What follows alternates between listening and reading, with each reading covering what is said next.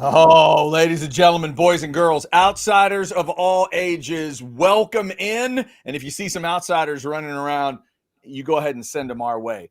We got a couple outsiders missing the show this week. We'll explain why, but we brought our beverages. We're ready to go. I got the quarterback here with me. Let's do it. It's the Outsiders brought to you by Poncho. Let me show you a couple things. Let's go back to the black collection. Remember these? Yep. There's he's not a paid model on the left side. That's just a handsome man. That's just Doc Hastings in the Piedras Negra, the Dusty Burrow, the North Rim, the Madam Morris is the one I've been looking at. I think I might have to get me one of those bad boys at some point. PonchoOutdoors.com and make sure you mention the Outsiders or OB Live. Also, just since he's already modeling, there's those performance crews. These things are awesome. That perfect thin layer if you're for being out in the sun. Chance talks about coaching in these things. If you want the hoodie, you can do the performance hoodie. These are just the performance crews without the hood, and they're fantastic. Great extra layer. I take it to concerts because I'm an old man that gets a little chilly sometimes at certain concerts. So I'll put that in the old bag when we go in. So check those out. Mention Outsiders when you place your order. All right, so here's the way it works tonight. First off, Jason Dick is sick. Fairly legitimate situation. And when he says he's sick, he's sick. And we wish him the best. Get well soon. Jason Dick, something's whipping his ass the last couple days. In the last hour, something started whipping Bo Edge's ass that he wasn't expecting, and something's flooding in the house, like the washing machine or something's messing up, flooding in the house. We all know how that can be. So Bo's not going to be able to be with us, but we do have the QB. Mr. Mach 5 is here, ready to roll. Chance Mock, what are you drinking on a Wednesday, sir? So I needed it today, although my house is not flooding, and we will get to our buddy who will be making appearances in some of our cameos because now Val Kilmer has moved into the realm of no longer earthly beings. So we're going to talk about him, and I think I'm doing a lot better than Jason Dick because I think he kind of looks like Val Kilmer at the end of Tombstone, when he's... Yeah, he kind of does. Yeah, he probably does that kind of green complexion. That's kind of where Jason's at right now. So I'm good. So I went with a little vodka in my water. It's my old vodka water, but I did put it in. Beautiful. This weekend was the 25th anniversary of the Tomball German Fest. Oh, nice. Where we all drink giant beers. We yell things like ziggy, zaggy, ziggy, zaggy, oi, oi, oi. We do dances. It's right. Great. I wear a little thing called lederhosens. You wear lederhosen? Damn right I do. With the high socks? What are you talking about? Jawohl, Chance Mock. That is sexy. Although next year I gotta get the Robin Hood hat because I don't have the hat with the feather to go with. That'd be nice. Yeah. So I got to do something I love to do this past week, and that's go to Specs and find something I didn't know existed. The good folks at the Celis Brewery in Austin already make one of my favorite beers in the Celis White. They have a raspberry. I didn't realize that. So I'm doing my first ever Celis raspberry tonight. It's delightful. It's delightful. Also, shout out to my man Travis from Hay City Store. Look at this crazy leather pint glass holder that I got. I was about to ask about that. I didn't know if that was an actual koozie holder or if that was the glass of which you had. So you're saying that's handcrafted. That's a koozie. It is I guess you call it I guess it's called a pint glass koozie. I don't know. All right. Fantastic. And Celis, on the raspberry. I do love when fruit is properly worked into a beer discussion and they do it the right way. Celis raspberry, very good. All right, so we got our drinks. We're ready to go. We're going to talk some Texas football.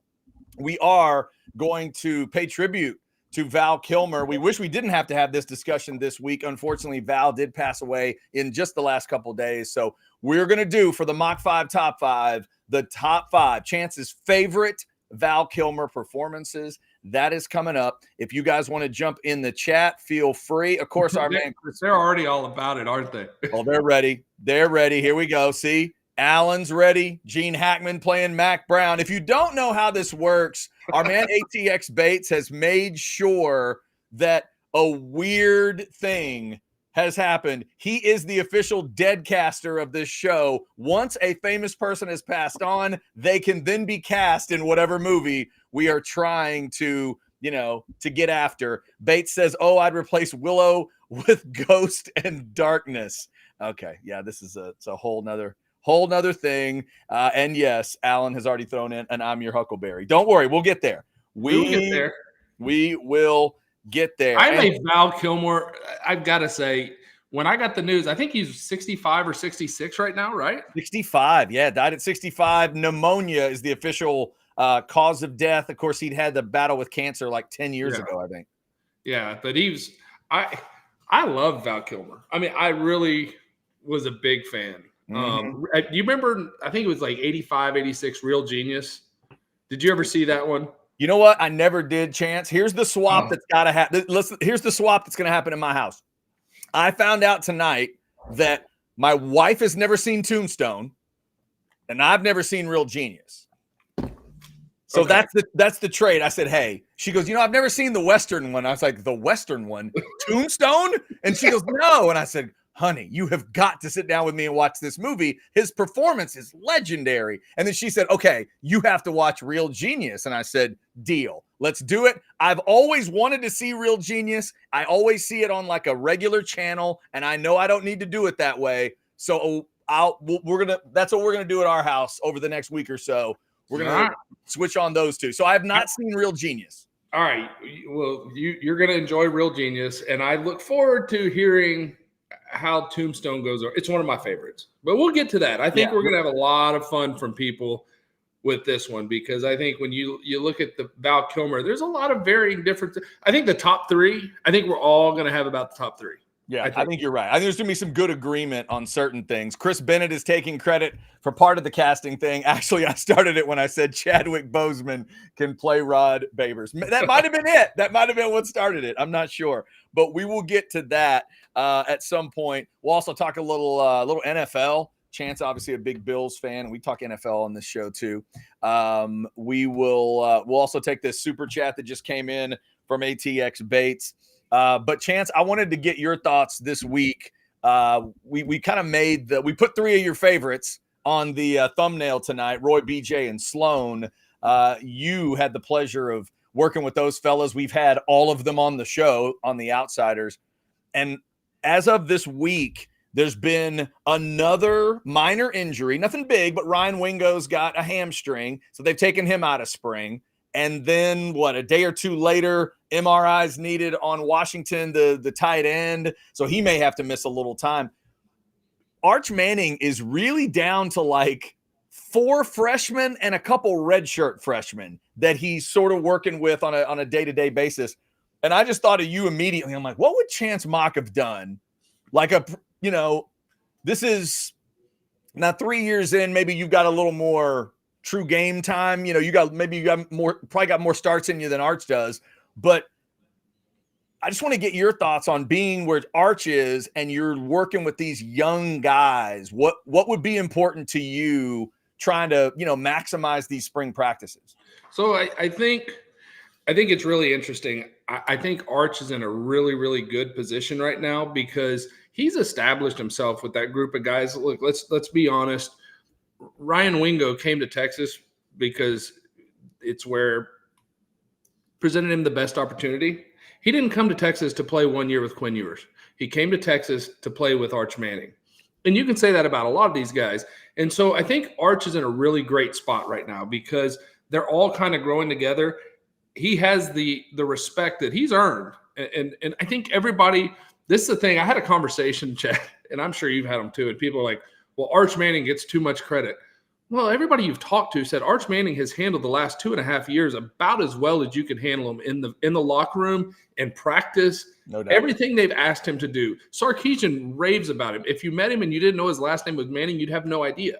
Hey, because of the three of them, Chance, only one of them blinked. Out of Arch, Sark, and Quinn, only Sark had the blink against Georgia. That was it. And he felt like he needed to do it, and maybe it didn't work like he wanted it to. But, man, all three of those guys, they stayed right on plan the whole time.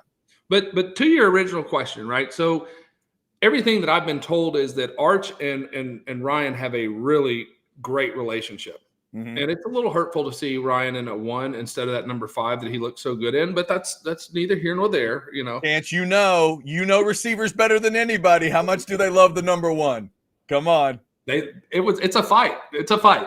They love number 1 so much. It's crazy. Yeah. But, you know, so they've got, I think some of the injuries and some of these young guys, it presents a really great opportunity throughout this spring, right? Because Arch is going to get one-on-one time with guys he probably wouldn't get a lot of reps with if everybody was in camp, right? And so what that does is that's going to build continuity going into the summer, because in the summer they're going to be doing 7-on-7, and you know we were on 7-on-7 2, 3, sometimes 4 hours 2 or 3 nights a week. And you know Texas Lutheran would come out, Texas State would come out. They'd all come up there to Frank Denius Field, and we'd have basically a round robin, and we'd go till 10, 11, 12 o'clock at night, and it was freaking phenomenal. But you always end up with kind of the ones staying with the ones. That's just the way it always ended up, and the twos are with the twos. They work together. So this is a chance for Arch to work with guys. Injuries are going to happen.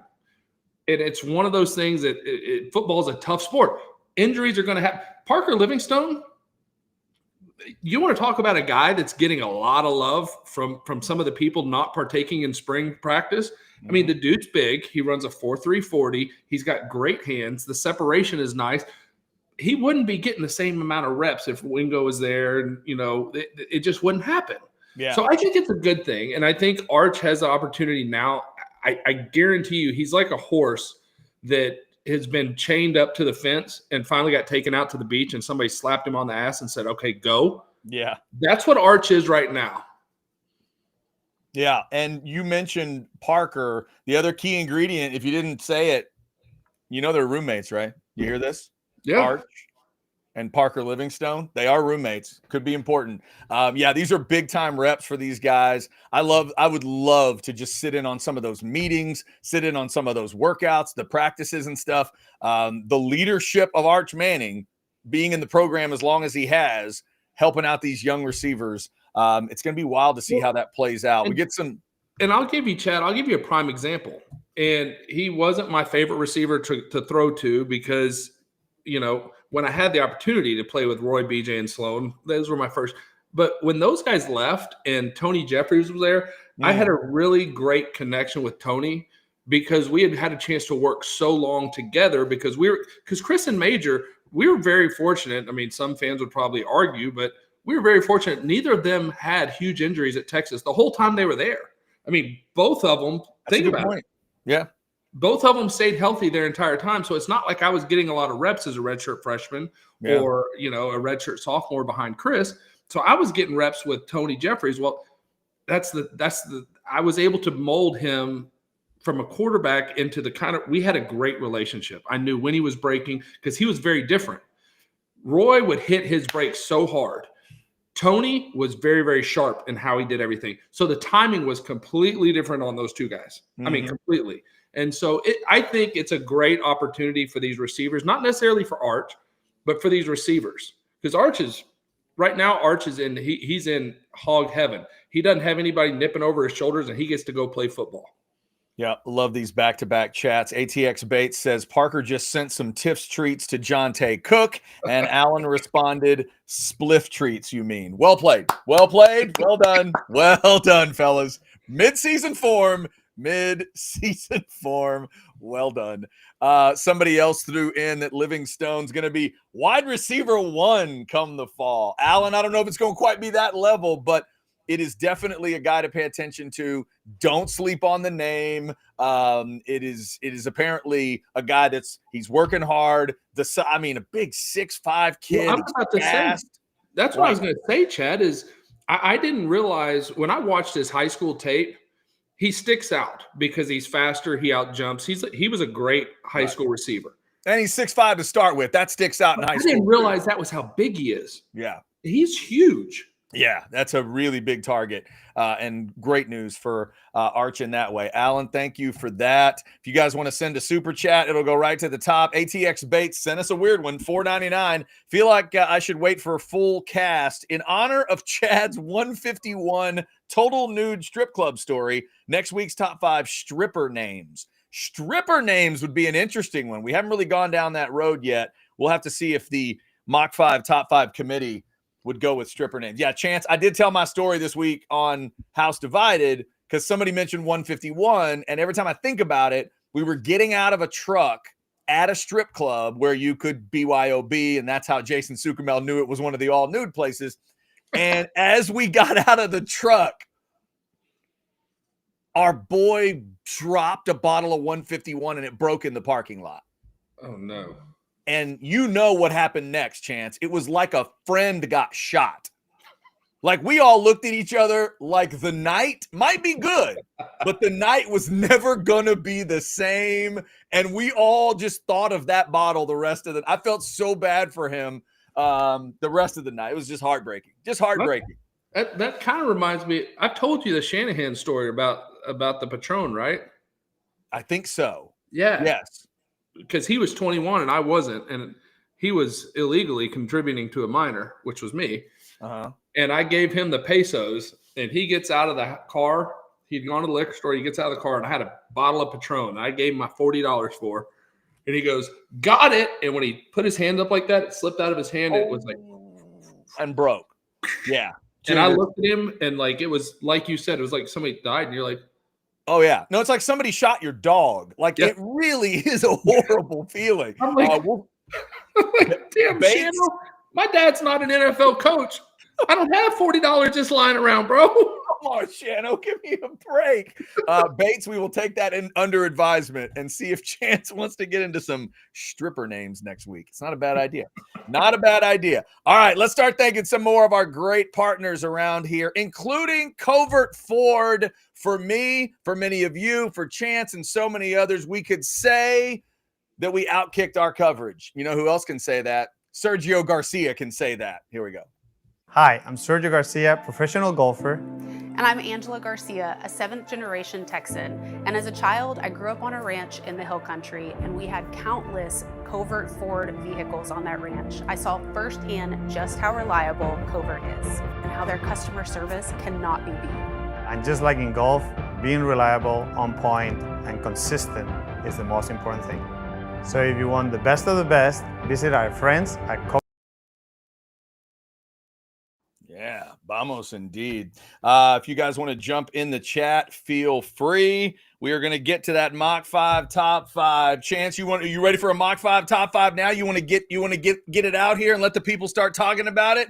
Or you want to? Yeah, let's break up the football talk. We'll get to the NFL coaches meetings next. Let's start with the Val Kilmer talk. That way they can have a little fun over here.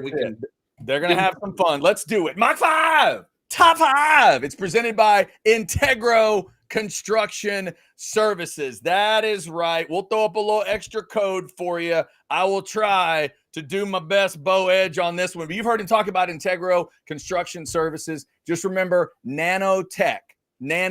Talk to them about that nanotech stuff they can put on your roof that just protects it from everything, anything, all kinds of things. Check it out, Integro Construction Services. That's the QR code, and ask about the nanotech stuff they can put on your roof. Everybody's talking about it. This is the place that's got it. So check them out. All right, Chance. So again, we are heartbroken that we have to have the discussion this week, but we did want to mark this event. One of the great actors of our time, of our lives, passes on. Val Kilmer, we're going to keep him alive with these great performances. So here we go. Mach 5 top 5, your 5 favorite Val Kilmer performances. What do you got? All right. My first one out, which we've always got to do in honor of the tournament. First one out. I love the movie. It's a great movie. The thought of a lion chasing me through the fields of Africa always freaked me out. Ghost in the Darkness was a great movie. I've never seen The Ghost in the Darkness. My dad saw that years ago, and he told me to see it, and I never did. Yeah, you would like it. It would be one that you would really like. I don't know that your wife would get into it as much, but you would really enjoy it. Okay, Ghost in the Darkness. All right, that's our first out. Okay, Number 5, a movie, the oldest of all the movies on this list for me. We talked about it. Mr. Chris Knight of Real Genius. Chris Knight was the character. Real Genius. That was a 1985 movie. Absolutely hysterical. If you can think of like Animal House and mix it up with kind of a weird science, like this genius kid. His range is great. He's very young in that movie. In 1985, he's a little bit younger. He plays a senior in college and kind of takes this freshman under wing. Great show. Okay. Number four. 1995, the great film where he played Mr. Bruce Wayne, a.k.a. Batman. Wow. And Batman Forever. You're going Batman Forever at 4. All right. Number 95. Okay. Number 3, the man, the myth, the legend, Iceman in Top Gun. Going Top Gun at 3. Okay. Number 2. This movie, if you were to ask me one movie any actor played that they portrayed the person that they were playing, I would have to say Val Kilmer playing Jim Morrison in The Doors was probably the most incredible job I've ever seen somebody play in a real person. Doors all the way up to number 2. That's a big move. I was not expecting The Doors to be that high. It was my favorite, dude. It was a hell of a biopic performance. Of all those, the biopic thing's hard to pull off. He did a great job in The Doors. Here's why it's number 2 to me, Chad. Yeah. Because when I think of the name Jim Morrison, in my head, I'm not sure if I'm visualizing Val Kilmer or actually Jim Morrison. That's when you know the guy did a good job. Yep, that's how iconic it was. You're right. You're absolutely right. All right, so then I think I know what number 1 is, but tell me. Number 1, next time you go to a little place called Galveston Island, you can go to a restaurant right there on 66th and Seawall called Doc Holiday's, which pays homage to the great movie Tombstone. Okay. So there we go. He's going Tombstone, kids. There it is. He's going Tombstone at number 1. That is quite a list. You guys jump in with your thoughts before I make the official decision. Let's have a little fun with this one. Oscar threw it in. Obviously, the answer is yes for Chance, Oscar. Is The Doors movie even in consideration for top 5? It's memorable, at least. I'll never forget watching that weird effing movie. Oscar, I think Chance laid it out perfectly, because when you think of Jim Morrison, if somebody just says to you, Jim Morrison, The Doors, mentions a song, every once in a while, it's Val's face that's in my head. Like, that's how good it was. That's how iconic the performance was. That, heck, I looked up Val Kilmer today, Chance, and the reverse happened. Jim Morrison's face popped up, the actual Jim Morrison. It was weird. Like, that's how connected those two guys are. It was a great movie. And Doc Holliday in Tombstone was just phenomenal. I mean, I can't tell you how many times I've used the term, I'll be your Huckleberry. I'm your Huckleberry. Let's go. Yeah. It's okay.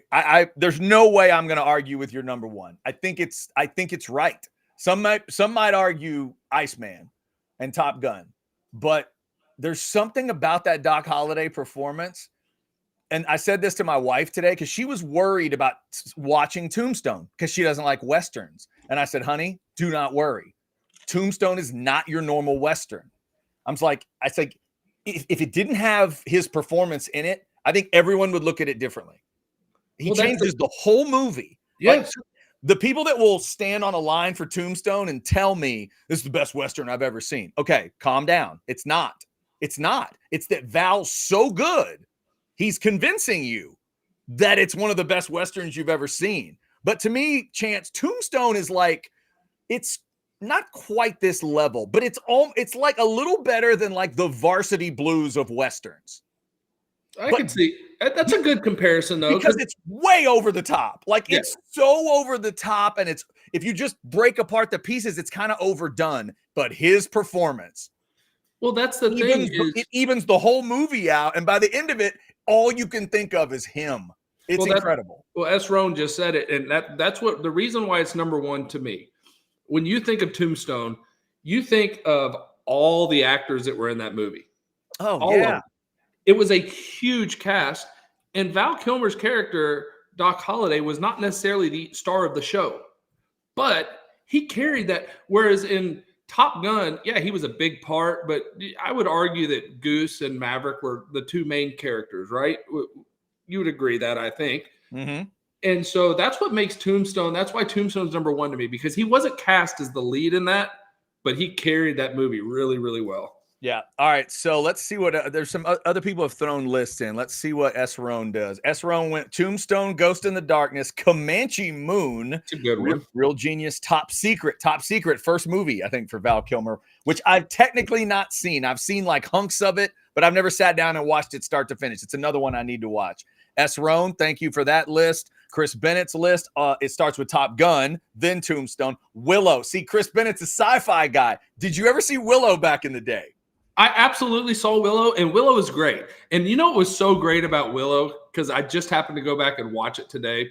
The trailers of those 1980 movies were so great because the trailer would start out and there'd be that one dude with a voice. In a date and time set a long time ago. You know, like only one man can save us. His name is Willow. It's like, what? Land that love forgot. Yes. Love it. Okay, here's my only issue, Chance, with your list. And I am a superhero guy. We got to find something other than Batman for a top 5, like all-time Val Kilmer performances. I mean, that's an okay movie to me. I mean, Kidman is super hot in that movie. He's good, but is it top 5 good? Like, can't we get something in there? I mean, you didn't have you had Ghost in the Darkness one first out. Yeah. Can we put it in and maybe sneak Batman out? Like, if there was one, even though Real Genius is 5, Batman would be the one, just because there's been so many Batmans, that would be the one that I'd be like, all right, we can flop that. Yeah. I just thought he did a great job at it. He didn't go full in like Heath Ledger and Joker to where it like cost him his life. But Val Kilmer was pretty dedicated to that role. And he played it well. I've actually rewatched that one in the last year. It's certainly, I mean, this is an easy bar to hit. It's better than the Clooney one. We all know that. But he did a really good job. You're right. I'll slide it out of the top 5 for any of these, like Willow, Heat, The Saint. Our guy Big Chet is throwing out these in a super chat. I mean, I've not seen Wonderland or Deja Vu. True Romance, I've seen that. True Romance is good. But listen he's really good in that. I want you to think about this. This is just the cast of Tombstone. Val Kilmer, Kurt Russell, Sam Elliott, Bill Paxton, Powers Booth, Billy Bob Thornton, Jason Priestley. No, it's a monster, man. And it's so much fun. That's the other thing. Of all those Westerns you could talk about, I don't think it should be talked about as like about the greatest Western ever. It might be the most fun Western ever, though. It might be the Western that has you out of your seat more than any. Because again, it's like the Fast and Furious of Westerns. Like it goes hard and it's trying to entertain you so hard. And then his performance with it is just amazing. Hey, if you do want to watch and you don't really want to listen to the words, but just read the subtitles and eat a good pizza, you can go to Doc Holliday's in Galveston, because they play the movie on loop. Oh, it's so good. Yeah. It is great. Big Cheddar, thank you for that $10 super chat. It's a hell of a list. And now we do have some dead casting ideas. Chris Bennett says Val Kilmer can play Greg Davis. That'd be a hell of a compliment to Greg Davis. Not that Greg Davis is an ugly man, Chance Mock, but he's never looked like Val Kilmer a day in his life. No. I mean, that would be an excellent casting. And you know what? S. Roan, I'm not sure where you're going with it. Wilford Brimley as Greg Davis? Like, come on. We can't do that. With the mustache? That's not going to work. Yeah, Greg would never have a mustache. We can't do that. Oh my God. All right. So that's all. Yeah. I'll say, well, I'll tell you what, for the first time ever in the Mach 5 top 5, we're just going to leave a slot open for the people. I'm going to go, we'll let Real Genius at 5. Top Gun is 3. The Doors is 2. As a music fan, I love that you put the Doors at 2. And we'll leave Tombstone at 1 because I think that's where it belongs. Open spot for the people at 4. Y'all put whatever you want in at 4. And I think we'll be right. Let's not go Batman Forever there. Let's not go top 4. Let's not go 4 all time with Val Kilmer on that one.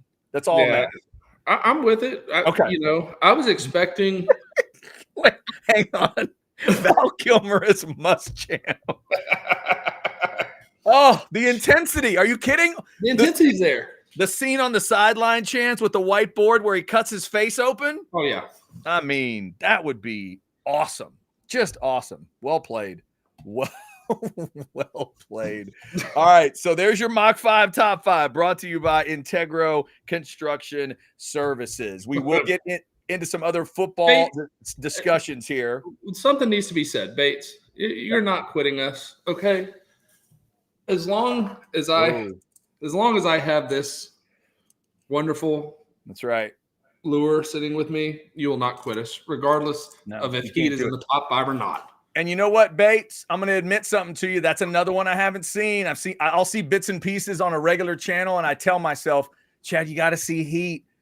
Correct me if I'm wrong. Heat is De Niro, Pacino, and Val Kilmer? Yes. Isn't that right? Yes. I've never seen it. I've got to see that movie. It is a great movie. It is a great. It's in the handful that I would possibly look at going in that 4 spot. Okay, Bates, here's what we're going to do. I'm going to put Heat in there because we can't afford to lose you. I got a lure back here too. And you said you were going to make one for my dad and his business card. So, dude, you're important enough. I'll put Heat in at 4. It's in there. I wrote it down. Heat is in there at 4. Just for you. Just for you. Somebody says Val is too cool of a character to play a meathead Muschamp. I don't know. I think he could get there. I think he could get himself to the Will Muschamp meathead level if he needed to. That's why he's a great actor.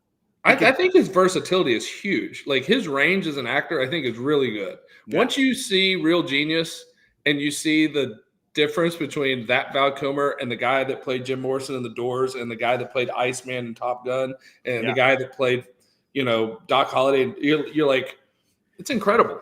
It's like those 2 movies to me, I think of him in Real Genius and him in Top Secret as kind of similar, the sillier side, right? A funnier guy. It almost gives me like early Van Wilder type of vibes. What Ryan Reynolds pulled off in Van Wilder, isn't that what Val Kilmer was kind of doing back in the day? That early on, good-looking dude, just being cool, badass guy? Well, he was. And if you look at his biggest movies, really came in like an 8-year period. I mean, he packed them all in too. I mean, the dude had to be working nonstop from 85 till like 83. 85 to 83? 85 I mean, 93. Yes, Sorry. there you go. We're not going backwards. Yes, that would be definitely weird. Please don't do that. Let's not do that. Alan, thank you for the idea. If you guys want to throw some more Val Kilmer stuff in, we will definitely take that. Randy agrees with Chance that I would be a ghost in the darkness kind of guy. It's underrated. Randy, I do need to check it out. I've never saw it, and I couldn't even fully explain to you why. ATX Bates says, Heat is my #1 cops and robber movie of all time. I mean, just say those 3 names. When Val Kilmer's the 3rd biggest name in a movie, you're saying something, which means he would have had to hear the other 2 names and go, well, yeah, I'm in. And then you hear the other 2 names and it's just too automatic. I've got to see that movie at some point. All right.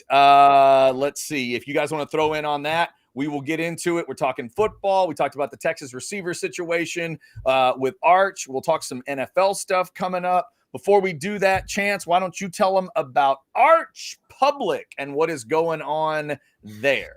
Whew. Well, I'm just going to tell y'all, it's not always perfect. And the effects that we've had the last week were kind of interesting, but that's okay.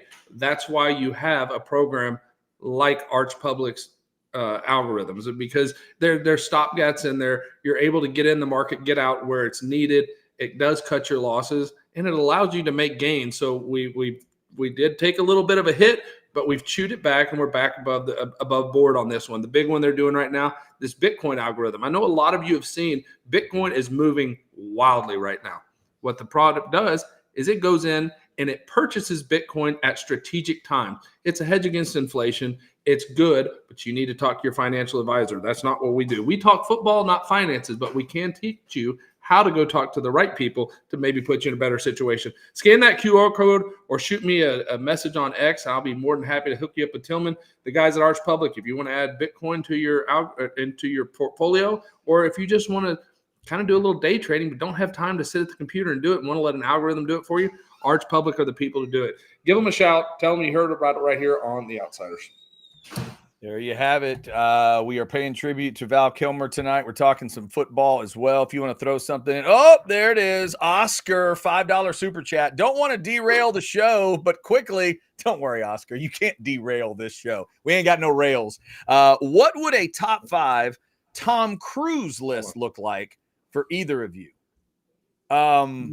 Off the top of my head, Oscar, the only thing I know I would have in there is A Few Good Men, for sure. It's one of my favorite movies ever. I would absolutely have A Few Good Men in there, and I think Top Gun has to go in. Chance, what do you think? I have a hard time not going with the Risky Business. I've never seen Risky Business. How pathetic is that? I've never seen it. Isn't that sad? Sad. That's terrible. That's terrible. It's awful.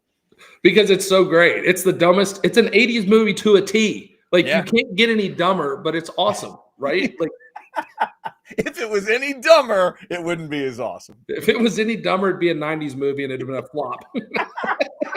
That's a great way to say that. That would be me. A Few Good Men, Top Gun, and then we could discuss some other movies, but those are the two that did. I never got into. Now, maybe you're different than me. I never got into the Mission Impossibles. Like, I had a lot. I got respect. The dude did his own stuff. I get it. That's cool. My wife and I tried to power through those, Chance. We have not gotten all the way through. We were trying to power through so we could be ready to go. I think isn't there still an installment that is yet to come out? Yes. In the theater. Like, we tried to power through. They're pretty good. I mean, they're good action movies. I think we got through like 4, but I think there's 6 or 7. So I haven't gotten all the way through yet. Yeah, no. Yeah, we're trying. I'm not going to. I can go ahead and tell you. Oscar, we appreciate you trying. Where could I put Tom Cruise jumping on Oprah's couch? Man, that was a moment, wasn't it? I think that's got to be moment number 1. Yeah. As far as Tom Cruise moments, that is one of those key moments. Because every once in a while, when you realize your favorite actor might indeed be a loon at the same time, and you weren't prepared for that, you're like, oh, so he might be crazy. Okay. He's 5 foot tall and crazy. Oh, man, this is bizarre. This is absolutely crazy. All right. This is, look at this. ATX Bates. Just trying to make his point for Heat. De Niro, Pacino, Kilmer, Ashley Judd, Sizemore, Wes Studi, I don't know who that is, Danny Trejo, Voight, Henry Rollins, and okay. All right. I give up. Good one. Yeah, it's a good cast. That's a solid cast. You know what? Hey, Alan at least has one of the greatest Tom Cruise cameos of all time. Tom Cruise in Tropic Thunder is a true moment. I could argue for maybe slipping that in at number 5. That's a hell of a performance. It's good. And I see Jarrett just threw in The Last Samurai was actually really good too. Yeah, I never saw Last Samurai. I haven't seen that one. It was good. There's parts of it where it kind of starts to drag, but it's a good movie. Yeah. All right. So Chance, I know you mentioned before we came on. Randy. What? Totally forgot that one. Eyes Wide Shut. Ooh. With him absolutely crazy. Is it good?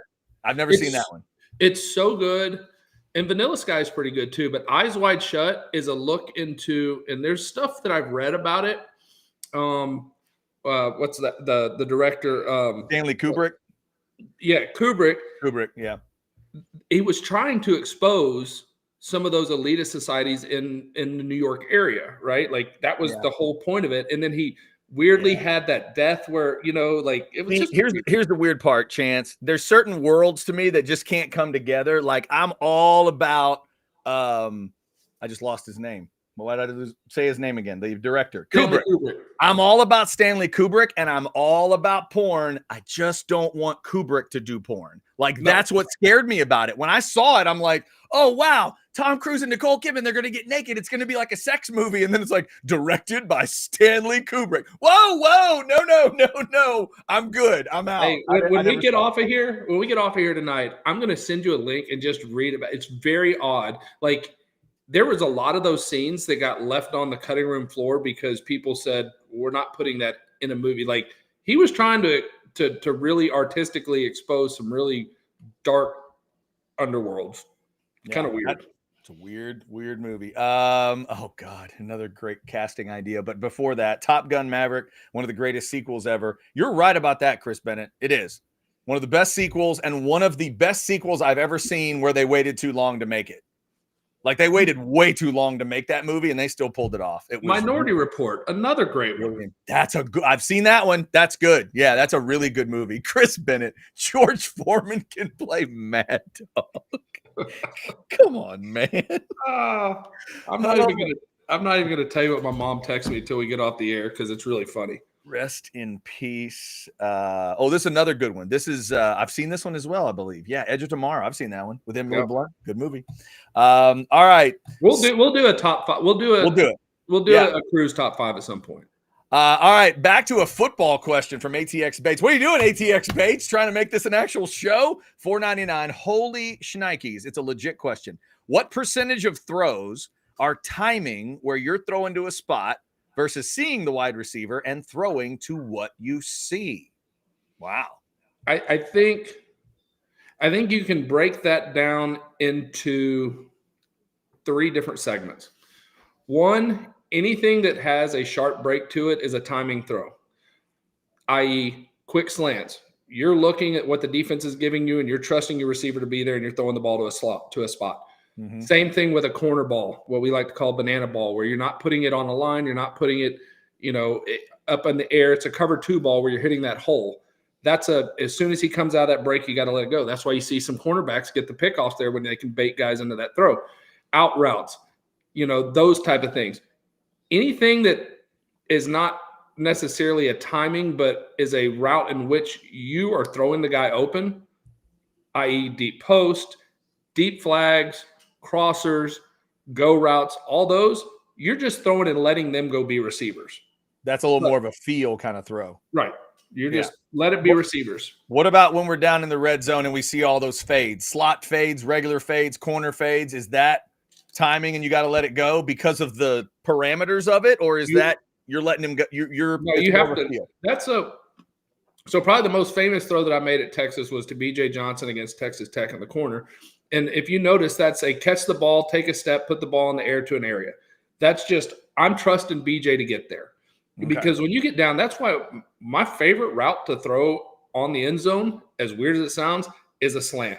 Because I can get my wide receiver to put his body in between the DB and the ball, and either my guy's catching it or nobody's catching it. Mm-hmm. I love that opportunity. Yep.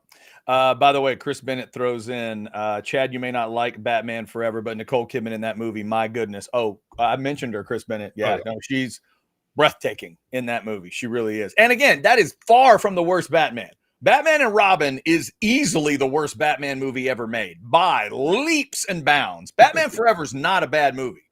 It's not. That's not what I'm saying. To me, top 5, like Val Kilmer ever, that's just, I'm a little uncomfortable with that idea, especially when we didn't have Heat in there at that point, or Ghost in the Darkness, or something a little more substantive. So that's why we put Heat in there. But I'm with you. Nicole Kidman, every look from Nicole Kidman in that movie it stops you. Like, it's so good. I mean, what was her name? Chase Meridians. They gave her one of the goofiest names ever. Didn't matter. Everything she did in that movie, you just wanted her to be in more scenes. So you have the craziness of Vanilla Sky too, and that was Cameron Diaz. Okay, she was crazy. I've never seen Vanilla Sky. I don't think I've seen that one. Vanilla Sky is weird. That's where they got the lucid dreams, and they can't really tell if they're living in their dream or living in the real world, and it's a bizarre. Yeah, I've never seen that one. That one I have not seen. All right, let's see. We got that one. Okay, thank you, ATX Bates, for that football question. Kind of got us back on track. We appreciate you for that. Speaking of being back on track, let's thank another one of our great partners. Let me see if I can show it to you here. Y'all know you love it when we show you a little Last Stand hats. That's right. Last Stand hats. Let's start with the Occupy Left Field. Bo's wearing one of the older Occupy Left Field hats, but look at the new stuff. New hats over here. Look at these cool shirts they've got. Hoodies as well. Little trucker hat design. Now let's just cruise through this because there's so much cool stuff. There's Texas. Great hats there. Some new arrival stuff they got for you. And then other schools, if you're interested. A little UTSA, a little Texas State. Those crazy bastards that beat both sides of the house divided in baseball, the mean Bobcats. Last Stand, their stuff. Just look at these really cool logos. You just look at this. You just love the state of Texas and that logo. Look at that one. That's a really nice hat. You got a little TCU if you're into the Frogs. If you're an SMU fan, got a little bit of that. Maybe a little Texas Tech. If you like it, look at that 806 hat. It's not bad if you're into the Lubbock thing. North Texas, little Rice for you Rice fans. Sam here at the bottom, Tarleton State, SFA. My wife's school represented there at the bottom. All kinds of cool stuff for you. Last Stand hats, and you hear us talk about them all the time. And the fact that they sponsor, one of our big sponsors of the show, of course, but also they are the reason we have the Outsiders hats. I'll grab you one. Look at that bad boy right there. Look at that. There's like 12 different color combos. Outsiders 10 is your promo code. Use it to get discounts, and you'll be wearing a hat that says legitimately worth a shit. Isn't that cool? Yeah. Your mother and your grandmother will love that. Check out Last Stand hats, the True Fans brand. Got to have that ready to go. All right. So, Chance, the NFL owners are meeting this week, and you are. What's that? They just finished. Just finished up, and you are a member of one of the fan bases, I think, that is most interested in one of the things they've talked about. The biggest thing that's been discussed, I think, for most fans is tush push.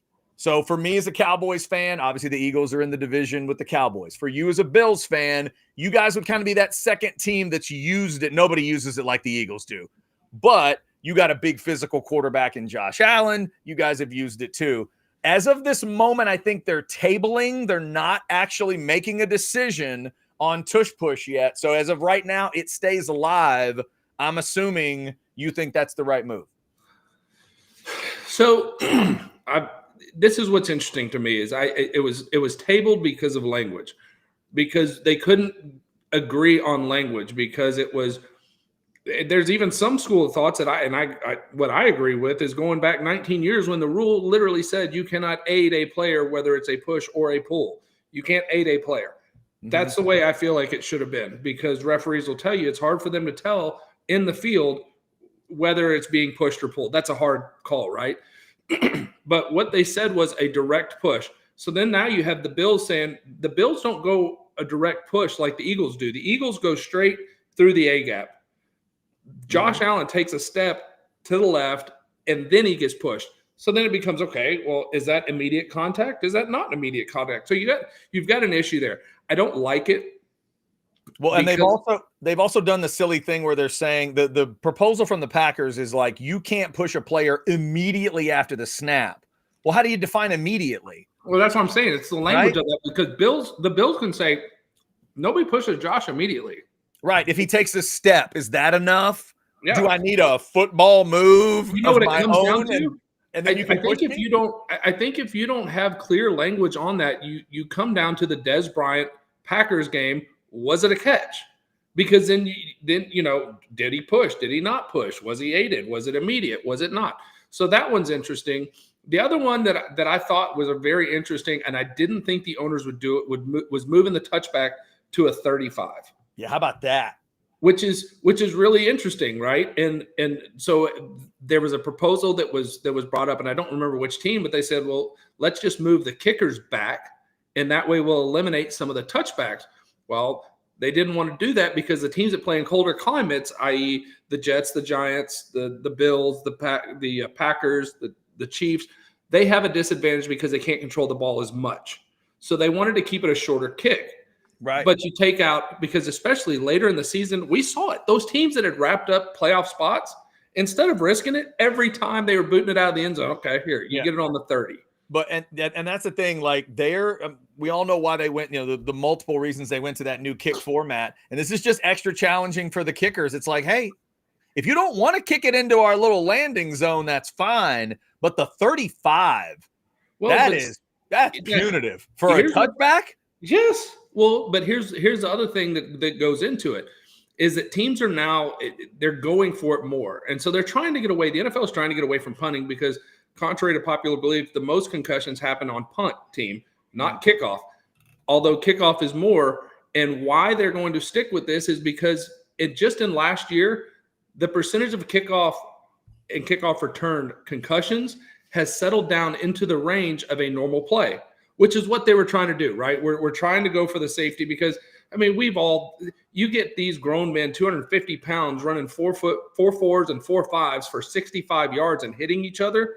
It's dangerous. Like, we get it. It's a dangerous sport, but if you can put in rules, I love the rules that they put in place. Make the kickers have some skill. You don't just get to sit back there with nobody rushing you and everybody's 20 yards away from you and you've got the ball on a tee. Well, you should be able to put it in a spot. Like, you're a professional kicker. The more I see it, it's weird to look. It's weird to watch, and I've called it the flash mob kickoff for a while. It's still weird to see, but the more I watch it, the more it makes sense to me. And I love the 35 idea. I really do. Where it's like, okay, fine, you keep booting it out of the end zone. We are going to adjust this, and we want more returns. We want even more. They're up into the 80s and 90% returns, but they still want more. So I think that was a wild move. Let's see. Somebody threw in a chat here. S. Roan said, I hate the Eagles, but they shouldn't ban the tush push. Chance, this to me, this would be my answer. I don't know how to exactly explain. Do we need to rewrite the rule? Do we need to clarify the rule? But to me, I've been filing this under stop them for a long time. It's if it Jimmy makes Johnson. You mad, stop them. Look, it doesn't have to be a running quarterback. Let's not forget, Tom Brady was 55 of 56 on quarterback sneaks at one point. He was incredible at it. Yes. He might be the best I've ever seen at that play. Absolutely. So I think what they're trying to get away from, it's not the stopping the play. Although you did have, who was the coach? I can't remember. It wasn't Dan Campbell. Somebody came out and said they didn't like the tush push because it's too hard to stop. And I'm like, well, that's the point, right? Like, defenses are trying to run plays that offenses can't score on. Offenses are trying to run plays they can't get stopped on. Like, that's the part of it. The only like maybe tweak I might make, what if they just made the rule? Because I'm all for you can push but don't pull. I kind of, that makes sense to me. What if you just say it can only be one guy? No, only one of your teammates is allowed to push you into the end zone, but it's only one. So say this. It's not even an end zone. It's just for the first down. Or wherever, yeah. Okay, A.J. Brown gets behind Jalen Hurts, and he's pushing. And at the same time, the center is driving and working up, and he gets a hand trying to get a second hand, and he gets a hand on Hurts and pushes. Okay? He inadvertently, but he pushed him. So if you've got, at that point, what happens? Then I think, because then you'd have to get into goofy stuff like it would almost turn into like an offensive chop block penalty. Are you both engaged at the same time? That may get silly. S. Roan, I think you're ultimately right, and I think they just need to not worry about it. And also, Chance, I think this is a silly thing to say a little bit, but look, I'm a fan of like not the oldest school of NFL teams. Cowboys were born in the early 60s. But the Packers of all teams are bringing this up. Hey, you know what's unfair? Pushing guys. You're the Packers. If the Jaguars want to bring that to the table, okay. If the Panthers want to bitch to me about push rules, okay. You're the Green Bay Packers. You're in a group of teams that I don't want to hear from when it comes to black and blue NFL stuff. That's another thing about this where I'm like, you know what? Let's just keep moving and see if defenses can stop it. All right, so here's the only thing that I think about. And because for me, I'm with you. Try to stop it. It's Jimmy Johnson. You don't want him dancing in the end zone? Keep him from scoring. Okay, I get that. What I don't like is I don't like the ability or I don't like the elevated risk of injury.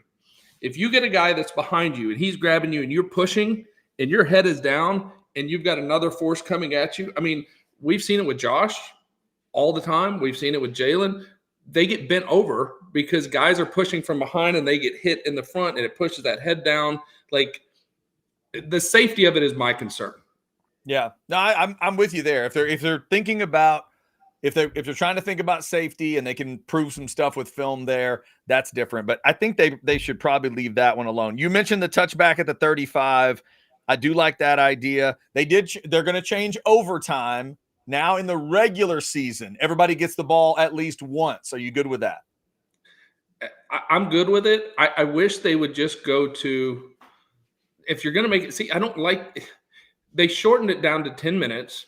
but now both teams get a possession regardless. I almost feel like if you're going to do that, just do 10 minutes, a 10-minute, it's a fifth quarter, and see who wins. Yeah. You either do sudden death or you don't.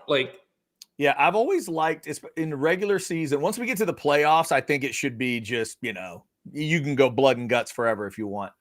But in the regular season, I didn't like the 10-minute idea. It never made sense to me why they did. I think it should be a regular quarter.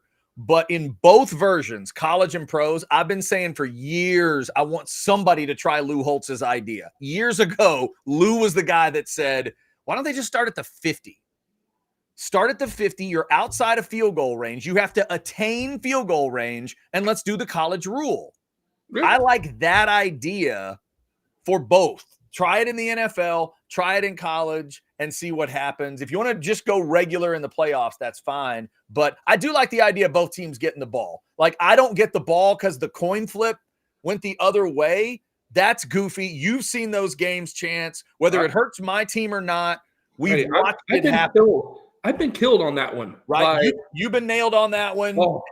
And didn't we have wasn't it the one where when Brady first beating Mahomes, where Mahomes never touched the ball, or was it the opposite? One of those two guys in a big game never got the ball. Well, that's what happened to Josh. Right? It's happened to Josh Allen. It happened to what's the one? It happened to Stafford one time. It's happened to Stafford. Didn't it happen to Brett Favre that day against the Saints? Remember that classic NFC title game when he should have beaten the Saints probably? I think Breeze got the ball in overtime and Favre never touched it. Like, there's just that stuff has always bothered me. I'm good with everybody having the ball. So we talked about touchbacks, but there was another rule, didn't get brought to a vote, but was talked about, which it's odd. As an offensive guy, I like the rule, but I think that they could make an adjustment to it, and that is the fumble into the end zone. Okay, I didn't hear about this. So my argument is you drove the entire length of the field, you lose the ball on the 1 yard line, and it squirts out through the end zone, right? Right. Instead of it being out of bounds and you get the ball at the 3 or even at the 20 or whatever, it goes to the defense. They didn't recover it. It just goes to the defense and it's done. Like, so you could make the argument, okay, the defense did their job. They made you turn it over. But if you'd have turned it over on the 3 and it went out of bounds at the 1, you'd have still had the ball at the 1. So how come if you fumble it at the 1 and it goes out of bounds in the end zone, you lose the ball completely? So what's the rule they're looking at? They're looking at if it goes out, the offense retains it and goes back to the 25. Oh, see, I don't know. If no recovery, if no possession has been established. If there's no recovery. Like you're okay, so that's if I fumble it at the 5 yard line and it goes through the end zone out of bounds and no defensive player touches it, they're saying I still get the ball back on the 25? Right. See, that's one of those. I've always been comfortable with that just because of it's an area of the field so special that they put flags around it and they paint it. So different stuff happens there. You know better than anybody. It's a special place. It's the place. It's where we're all trying to get to. It's the end zone. So it is different than if I fumble and that ball doesn't find the end zone. Of course that's different. But to me, I don't know. I think that's almost too much. It's not a great thing to be at the 25, but I don't know why they're entitled to the football. You lost it, and it went out.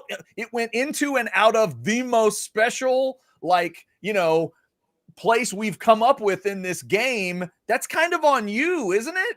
No, hey, look, I agree because not that we don't talk about the Bills enough, but Jordan Poyer did it to the Chiefs in Buffalo on the 1 foot line, and the Bills got the ball back, and that was the difference in the ball game. We benefit from it, and I'm a firm believer. I'm like you. The defense is backed up. Their backs are against the goal line, and if they can turn the ball over, I think you give them the ball. Take care of the ball in the end zone and in the red zone. Like that's right. Yeah. I mean, that's a ball security issue to me. The other thing that they have decided to do for sure, it's official now, Chance, we're getting cameras. We're getting the eye in the sky instead of the chain gang. They're going to have the old guys in the chain gang as a backup, but we're going Hawkeye in the NFL. Are you ready for it? I think it was inevitable, and I think it's right because any NFL fan, it's like baseball. People say we shouldn't review if the home run was fair or foul. Yes, you should. Like, I'm sorry. Let's play the game right and let the winner win. Like, okay, so let's get the spots right. Let's do things right and let the best team win. I don't like, fans were like, oh, but you hit a home run and the umpire calls it and then they review it and it's foul. Okay, then it was a foul ball. It wasn't a home run. Like, right. Well, especially that too. That should be something that's clear to see, right? Yeah. Did the ball fly on this side of the pole or that side of the pole? And it's the same way with this, Chance. And what I would tell everybody, I've been a tennis fan my whole life. I've watched tons of it.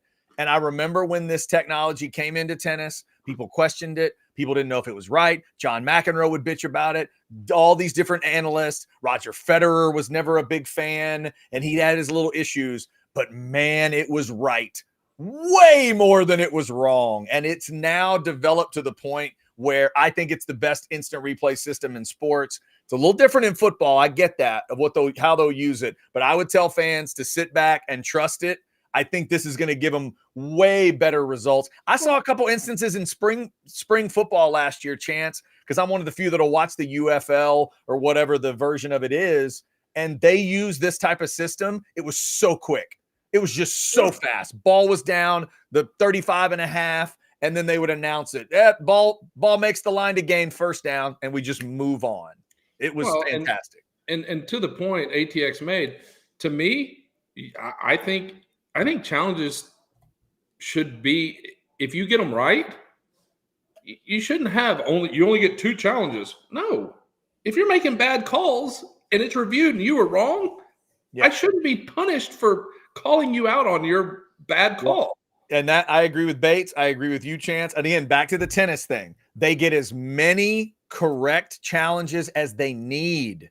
Yeah. They get a certain number of incorrect challenges. That needs to be the dividing line. And I'm so sick of people for years telling me, Chad, they're going to take advantage of that. They're going to challenge every play. I don't think they will.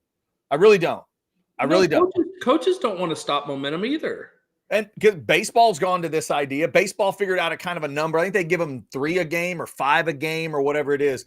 But just tell them, just make it an incorrect challenge and then move on. And the other thing, Chance, I've said it for years, I hate that they connect it to timeouts. It's so stupid. Those are 2 unrelated events to me that don't make any sense. But I'm with you. I think losing a timeout is so incredibly valuable. Right. I'm with you. I don't think that. Why are they related? Risk reward, they're not correlated. Yeah. And then you're telling me, okay, hey, coach, you don't have a timeout. So despite the fact that we just made the worst call in the history of football, you can't do anything about it. Yeah. Well, that's stupid. You made a bad call. Like, I can still remember the Bucs' first Super Bowl win in Super Bowl 37. There was a clear fumble that wasn't, it looked like a fumble in live speed, but it was clearly not a fumble on a kick return. And I remember in real time, I thought, God, I'm glad there's a replay system, because I know what would have happened when I was a kid watching that. But I remember having the thought, well, if that was late in the game and they didn't have timeouts, they can't challenge that. They can't look at that. They can't go after that play. Like, that doesn't make any sense. So ATX Bates, interesting. Challenges allowed for bad penalty calls. Yeesh. That depends on the penalty. Like, which penalties are we talking about here? You want them to go back and look at like PIs? Well, but to Bates's point, I think this is right. It'd be better to lose yardage instead of a timeout. If you get the call wrong, it's a 5-yard penalty or whatever. Like, if you challenge and you lose the challenge, it's a 5-yard penalty. Yep. And I'd be okay with that too. If you need to punish someone, that's fine, but not a timeout. Not a timeout. Stop taking their timeouts for that moment. It doesn't make any sense. It's too valuable. Yeah, it is way too valuable. So some of those changes are in. Most of those things we talked about are in. The tush push, they're just going to look at and talk about at some point, I think. But getting rid of it, I think it's going to cause, I don't know if it caused more trouble, but I mean, like, I just don't know what you do. And you made a great point, Chance. In the heat of a play, an offensive lineman like reaches out and maybe inadvertently puts his hand on a player and pushes that player forward or sideways or whatever. Like, is that going to be a penalty if you get rid of the tush push? I don't know. You just probably need to. I know this. those big monsters down there, both the defensive tackles, the defensive ends, the guard centers and tackles, they're so big and so strong and there's so many bodies in there that the chance of a lineman hitting Jalen Hurts with a hand when he's trying to get somebody else and it making a significant move because these men are so damn big and strong is very real. Yeah, no, you're right. You're right. Just maybe stop 4th and 2. 4th and 1, 3rd and 1. That's probably the best idea. This is extreme, but I'm willing to talk about it, Text guy. Coach loses a finger. The challenge is wrong. You know, timeouts are okay before we go to this. I don't think we need to be Ronnie Lawton coaches. But what if you know that table that they use at Mexican restaurants when they're going to do tableside guacamole? Yes. What if when the coach lost a challenge, like one of those guys that does the ching ching fling fling, you know, like the hibachi style. He comes rolling out with one of those carts, and the coach puts his finger down and whack, and then he waddles off. The whole crowd cheers. His finger gets put into that onion tower thing with the fire that shoots out of it. Like when he walks off, his finger's just smoking coming out of the little onion volcano. Dude, he blows a little horn. Hoot, hoot. Those guys are my favorite. They're absolutely my favorite. That's some of my favorite percussion in the world is them with the all that stuff. Love it. There's a good idea. I like it. All right. Let's see. Oh, wait a minute. ATX Bates says targeting ejections. Ugh. They're not doing that in the NFL, are they? No. You're just complaining about it at the college level, right, Bates? I don't like it at the college level either. No, I hate it. I hate it. I'm just hoping they're not bringing it to the NFL. Bates, I'm with you there. That does not need to find its way to pro football. And Chance, it's so weird. Isn't it wild to you that now we're in an NIL era? We're supposed to be looking after all these athletes. And I haven't heard of any conference that brings this up in years. No one, since they started doing this, has brought up the idea, hey, why don't we not kick them out of the game?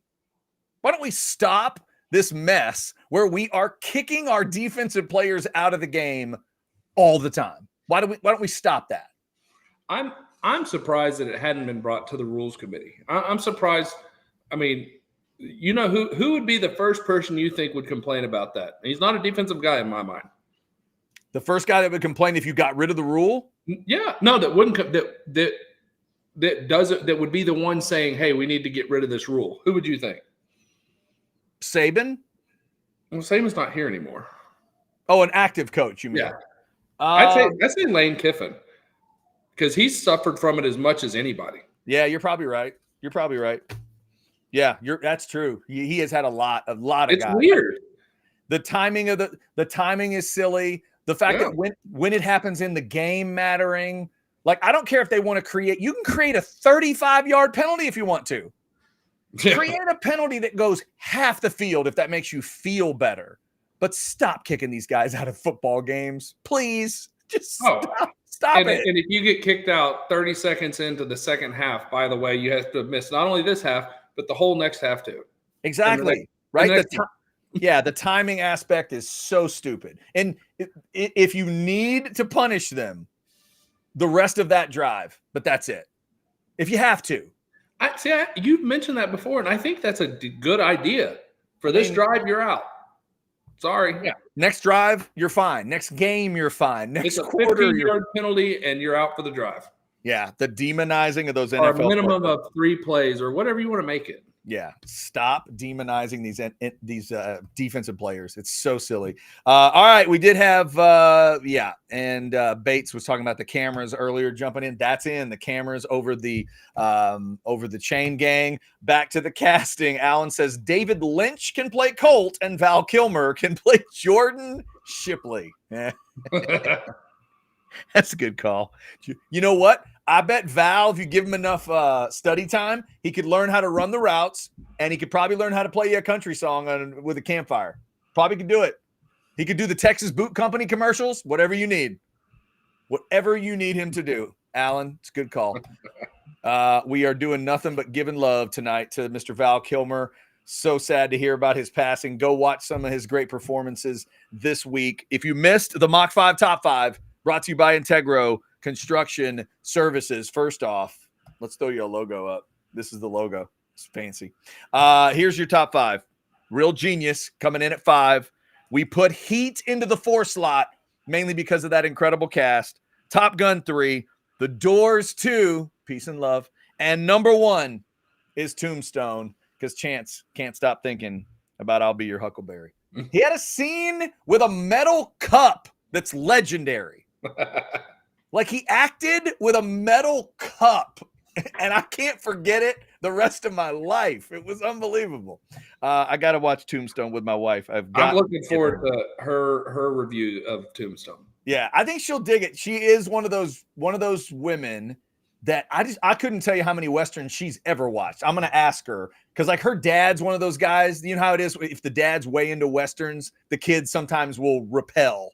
Right. They'll get away from it. It's been that kind of thing. I need to find out what Western she likes. I think this is going to end up being her favorite Western. Hey, if you go back and look at my 4th grade yearbook where they have to fill out your favorite movie, your favorite song. First of all, my favorite song in 4th grade was a little song by a guy named James Taylor. Oh, called Mexico. I love that song. The kid. That is not. I knew you and I liked each other for some weird reasons, but I never thought it was going to be JT. Well done, sir. James Taylor, but my favorite movie in 4th grade was John Wayne's The Alamo. I've watched it 1,000 times. Boy, you really were like a 68-year-old man living in a 4th grader's body, weren't you? Yeah, right, baby. James Taylor's Mexico and The Alamo. That's awesome.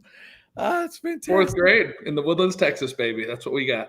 That is so good. ATX Bates, this is your best casting idea. I agree with you. Sam Kinison as Will Muschamp might be the greatest idea ever. We pan over to the side. He's got the dry erase board. He's got the headphones on. Oh, and then he's bloody. It's a good idea.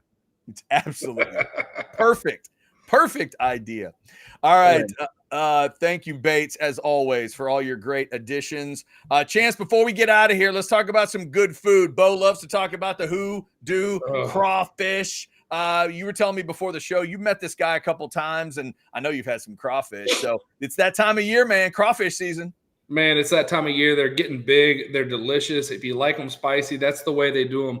Hoodoo crawfish, they're from Louisiana. And now they're living in Central Texas, and they're just spreading that Louisiana love all over Central Texas. They will come cook it at your house. You can buy it from them. You can have them do it. You can do it. It doesn't matter, but it's all going to be damn good. The people at Hoodoo Crawfish, Mike and his team, are so great. They're so much fun. Not only will you get great crawfish, you're going to get some great entertainment because those guys are just the best. So you need to hit them up right there on that QR code, or just look them up, Hoodoo Crawfish. If you can't remember Hoodoo Crawfish, then you got real issues. All right, Chance. Other than the crawfish itself, when those spices sink into something, what's your favorite other something that it sinks into? Man, I've got 2. I really love the raviolis, and I really love the corn. The corn and the raviolis. Okay. Yeah, because those are the 2, like, sausage is good, the potatoes are good, but the corn, like, you take a bite out of that corn and you get all the juices. Like, it absorbs it so much better than anything else in there. And then the raviolis are just freaking good. I've never had the ravioli experience. I got to try that. I think you're right. You are right about the corn. And those other 2 are just kind of my unsung heroes, because every once in a while, you get the right piece of sausage with that spice in it, or the right potato. I don't know what it is about that spicy potato, because spicy potato makes no sense. It's good, man. You get that right. I don't know. When everything works together, you've been working on the crawfish for like an hour or so, and your hands are smelling all like the spice, and you hit that perfect bite of potato. Woo, it's good stuff. Now, you want me to tell you, if you're feeling froggy, because I probably eat peel and eat shrimp 2 to 3 times a week. It is one of my favorite things to eat. And if you can get peel and eat crawfish that have been boiled in the crawfish boil. Ooh. Yeah. Okay. Yeah. Sounds like a good idea. You and Doc Hastings would get along on that. My dad loves him some peel and eat shrimp. Oh my God. It's the best. Big fan. Hoodoo Crawfish Catering Company. Check them out. That is their QR code. We appreciate you. We are sorry that we were not able to get you a full power Outsiders this week. And technically, it is going to be the same thing next week. Hopefully, Jason Dick will be feeling better. Hopefully, Bo Edge's house will not be flooding with washing machines and all that. The only thing that'll be different next week is that you're losing the Aggie for next week. I'm going to be going to a comedy show with my kid. So our man, Blake, the super producer, has agreed to come back. It might be a one night only, but he's coming back. He's going to hang with the guys. If Chance is going to talk about his 5 favorite stripper names, I'm going to be a long way away from it.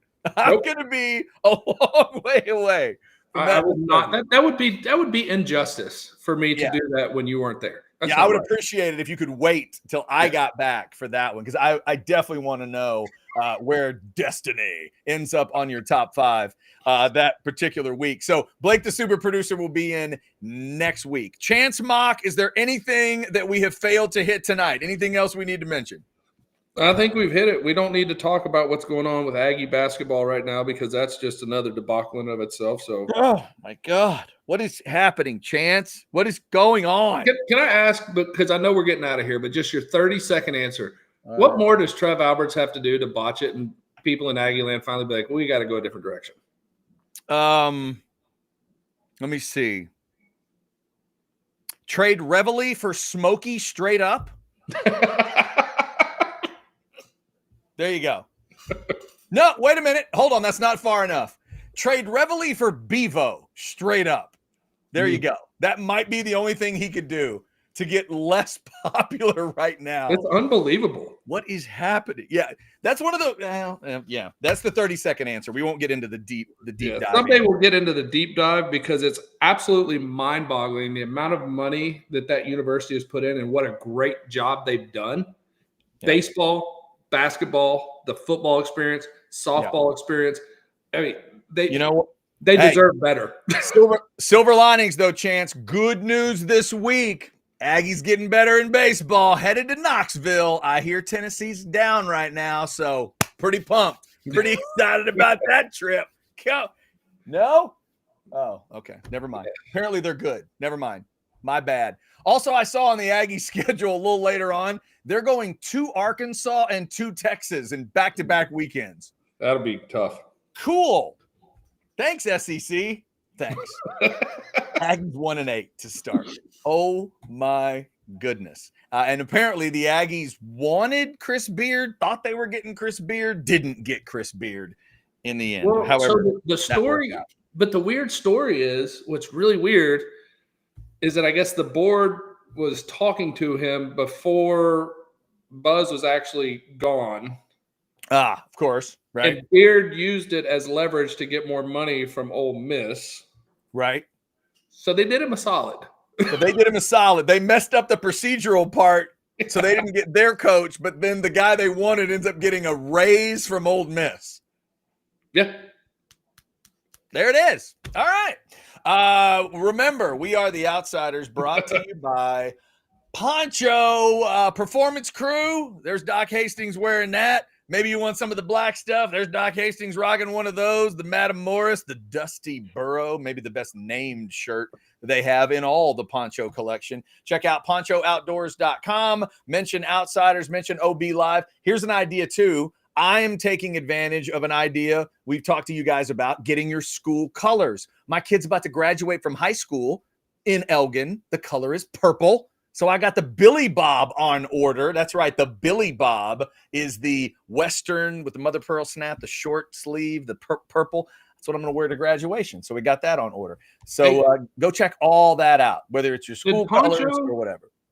Did Poncho, just out of curiosity, was it did Poncho have a April Fool's thing?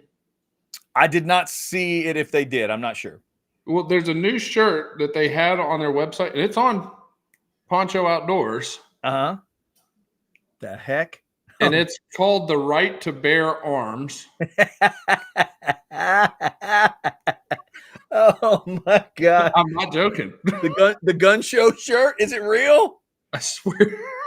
That is fantastic. Poncho Outdoors, The Right to Bear Arms. Hey, man, I love the idea for certain guys. Not the guy that lives in my mirror, but certain guys can pull that off, man. I got a buddy named Frank. Frank's got the body and the build. He's got a bunch of tats. and stuff, and he's got the arms to pull that shirt off in a way I do not. So for all you guys that have those arms, you go ahead. I don't have them. I do not. I'm not bringing that kind of weaponry to the gun show. Thanks to Poncho for being a great sponsor of ours. Thanks to all you guys for jumping in. I see damn near 700 of you in the Specs chat as we get ready to close. Hey, speaking of Specs, they've got an anniversary coming up this year. Check this one out.